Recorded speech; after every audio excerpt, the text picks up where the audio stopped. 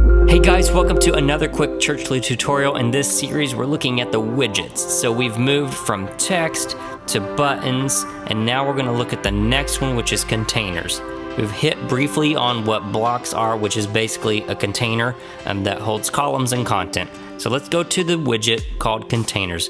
We're gonna drag it and drop it below. You cannot put it in the middle of another container or block. It must be in its own container.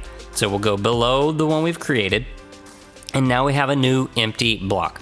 There's just a single column in place and an empty white background. So this page is kind of, we're just creating kind of a welcome page. It's just kind of a dummy page. This content is not real. We're not going to use this for anything, just to display the features and functions of the Churchly widgets. So in this, we're in the container. We'll hover over here and we'll click on the styling, which is again our little paintbrush. This allows us to add an image background if we wanted, a background color. We can add a background video. We can do, which is, you can grab a URL from YouTube, something that you've created. Maybe it's information about your church. It's a highlight from the weekend or something. You can grab that here and drop it in. Then make the volume 0 because you don't want volume playing. That's annoying to people. And if you want it to loop, you can set a certain, second for start and out point, which is kind of cool. And then an overlay color. You can even make it an anchor point, which means you're giving it, say is mychurch.com/video. And then you do the hashtag. So we're going to call it, say, video. Hashtag video. So you could add a link at the top of your page called hashtag video, and when you clicked that, it would just scroll down to this anchor point. So that's cool for like single page designs, and you can do all kinds of creative things. Let's jump on over to, say, Unsplash, which is a great resource for images. And let's grab us a worship image. I like black and white as a background is cool, or color. You could even do color. Let's grab this worship image. Let's download it. So we're gonna download an Unsplash image. We've already got it. So now let's go back to our website and let's go to our block and our styling, and let's add that as an image.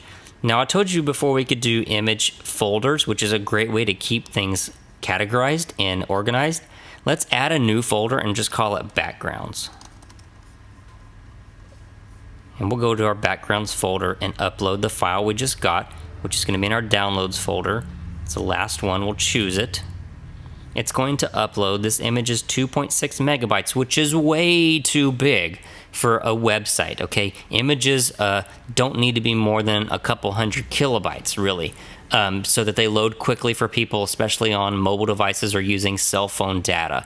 So Churchly is really great. When you add an image here, we have an engine in the background, basically, that is going to optimize your image for mobile devices and for page load speed.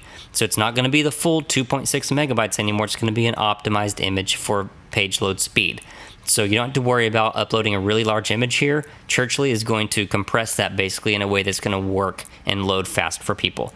If you want to maintain the size of your very large image, you can do that in our file browser, which is over here in settings, and go to your file manager, and then let's see, view all files.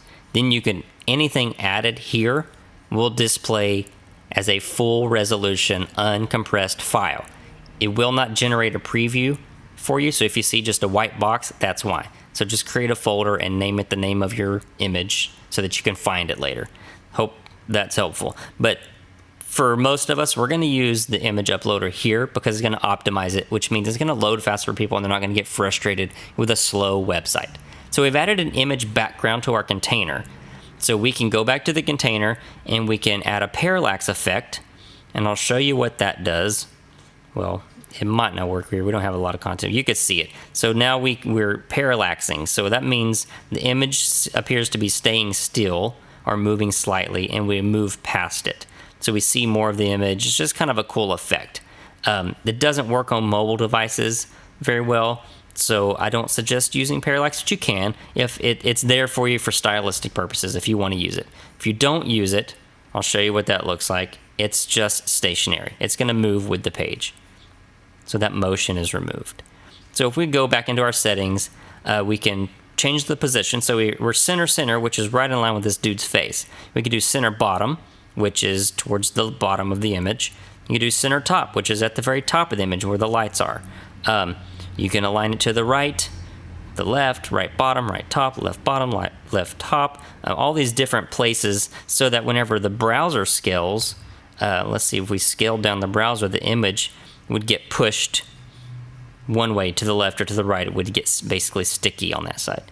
Stay to the left or stay to the right. Let's just center it for now, which means the image is going to be perfectly centered. When we scale our browser, it's not going to move. The dude's always going to be in the middle of the screen. Okay? And now you can add things like a color overlay. So add overlay. So by default, it's kind of like this low opacity black. You could do orange, which is your brand color, and then bring the opacity down so you can see the image through it a little bit. That's kind of a cool way to style a section. You could do white if you wanted to kind of wash out the section and bring the opacity down. So you could do black, like we've already mentioned, and then bring the opacity down so you can see the image a little bit. If you just want to make it darker, this just helps your text to stand out from the image. If you used the image by itself, it might be hard to read white text over this white going on in his face, or here, this blown out area in the photo. So we can add an overlay color. I like the orange. Let's do the orange and bring the opacity down a little bit. And then, I don't want to do an anchor point because it's not a menu, not a single scroll page. That's pretty much it for styling that. So inside of your container is your columns. So by default, it's 1. You can do 2. And now you have a column here and a column here. And then you could add your content into these different columns. We'll add content here, and then we can add content here. We can add spacing. Let's do like 120 or so, and then like 120 here. And then that gives you some room to breathe. Now, you can save your change. I would not suggest doing black text over your colored background like that because it's a little hard to read. So we can highlight our text like we've done before. You already know how to do this, and make it white. Highlight it, foreground color, white. Save the changes, and we'll preview that. So there's the text we just made. There's our columns, our 2 columns, and our container we created. So any sort of content you can put here. It could be buttons. It could be any of the widgets to fit inside these containers. That is the basics of containers. I hope that was helpful. If it was not and you still have questions, click on the Need Some Help button. You can email us, or if we're available for chat, it'll appear here. You can chat with us or find answers to your questions here. Look forward to seeing you in the next video.